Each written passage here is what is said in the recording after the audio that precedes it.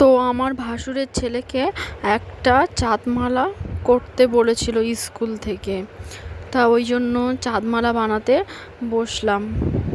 চাঁদমালা করার জন্য প্রথমে আমি এই কাগজটা এরকমভাবে ভাঁজ করে নিয়ে এই যে মানে পাপড়ির মতো কেটে নিয়েছি। নিয়ে তারপর এরকম একটা গোল চাকতি নিয়ে তার উপরে একে একে আঠা দিয়ে এই পাপড়িগুলো বসিয়ে নিয়েছি।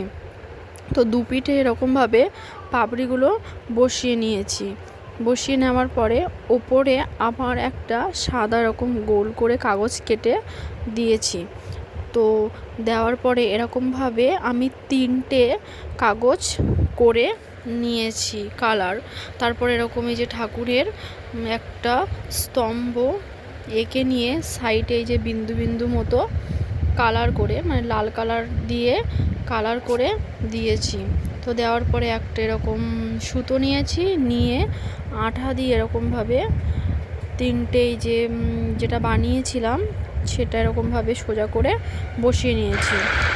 তো বসানো হয়ে গেছে। এবার নিচে আমি ঝালন মতো করব একটু ডিজাইন করে। ওই জন্য এই যে উলটা প্রথমে এরকমভাবে জড়িয়ে কাঁচি দিয়ে কেটে একটা গোল মতো শেপ দিয়ে নিয়েছি।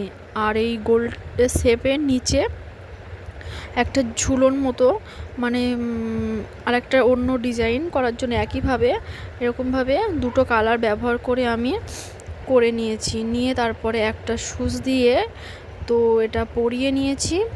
পরিয়ে নেওয়ার পরে দেখো এখন চাঁদমালাটা আমার কমপ্লিট হয়ে গেছে প্রায়। এটা পরালে এই যে হয়ে যাবে।